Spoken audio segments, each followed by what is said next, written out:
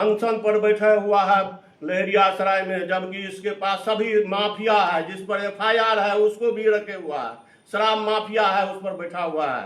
हम वरीय पुलिस अधिकारी से कहते हैं कि इसकी जांच किया जाए कि ये चन्नी भर का आदमी कोई उपाय नहीं है, कैसे मेंटेनेंस करता है। ये कोई शत्रुघ्न मुखिया कुशवाहा करके हैं, वो लाइव आए हैं और कह रहे हैं चिंटू सिंह जी राजनीति कर रहे हैं, जो भी थाना प्रभारी उनका बात नहीं मानते हैं उनको परेशान करने लगते हैं। और कई तरह से आरोप आप पे लगाए हैं, जो हॉस्पिटल से भी वो अवैध वसूली करते हैं, गुंडा माफिया को संरक्षण देते हैं। अच्छा रुकिए उसी का सारा फाइल है, दिखाते हैं जी। वो आदमी थाना के 1 नंबर दलाल है जी।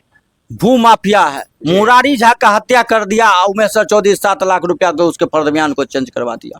अब जाके पता कर लीजिएगा, अवैध धन अर्जित कर रखा है, उसके कमाई का कोई संसाधन नहीं था। मात्र 10 कट्ठा उसके पूर्वजों के द्वारा जमीन दिया गया था, 5 कट्ठा बेच लिया था, 5 कट्ठा ही था। आज उसके पास करोड़ों का प्रॉपर्टी है, कहाँ से आया उसके पास? कोई आमदनी का स्रोत नहीं है उसके पास।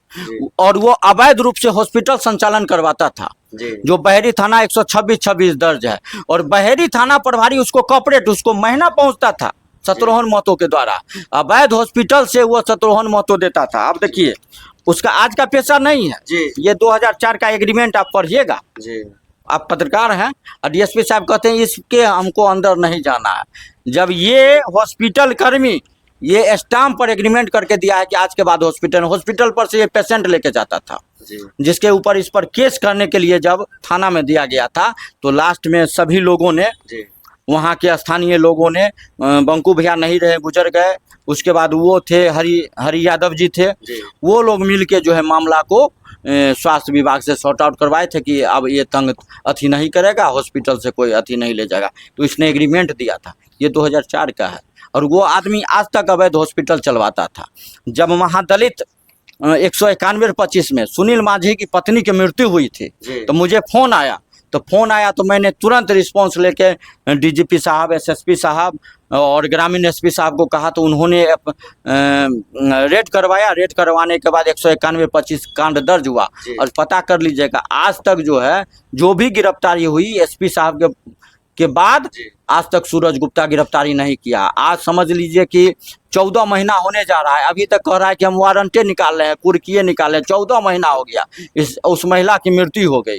उसी तरह 126-26 में जो कांड दर्ज हुआ, ये अक्टूबर में सूरज गुप्ता एफआईआर दर्ज नहीं किया सुनील राम के बयान को, और उल्टा आवेदन का कॉपी सुनील राम का दे दिया लेके शत्रुघ्न महतो को। शत्रुघ्न महतो 21 नवंबर को उसके घर पर जाकर, सुनील राम के घर पर जाकर 50-50 हजार रुपया का ऑफर दिया कि दोनों बच्चा के नाम से जमा कर देते हैं। वो बोला नहीं, हमारा 2.5 लाख रुपया लिया था, हम काहे ही करेंगे।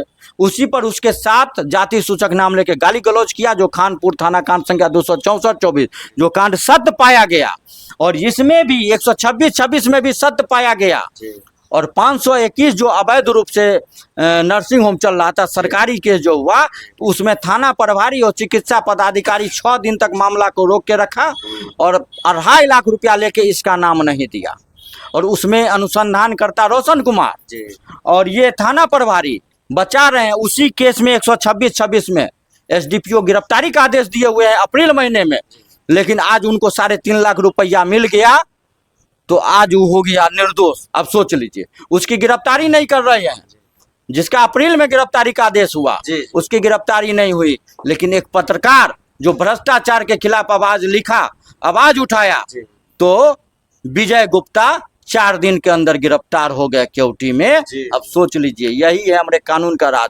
पैसा के बदौलत ये लोग अपने वर्दी को और अपने जमीर को बेच चुके हैं। और जहां तक चिंटू सिंह का बात है, तो चिंटू सिंह अपने रिश्तेदारों को भी गलत पर मदद नहीं करता है, अपराधी को कैसे करेगा? अपराधी को चिंटू सिंह कभी मदद नहीं कर सकता है, एक बात जान लीजिए। यदि अपराधी भ्रष्टाचारी को मदद करना रहता, तो ये सूरज गुप्ता आकर मेरे यहाँ दरबारी करता और मैं भी इसके थाने पर बैठ के आराम से कमाता। क्यों लड़ता इन लोगों की आवाज के लिए? इससे क्या मिलेगा हमको? क्या रुपया मिलेगा?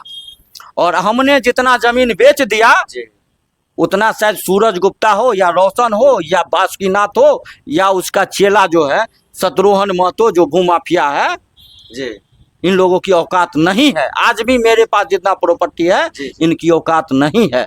आज भी मैं गरीबों के लिए लड़ रहा हूँ।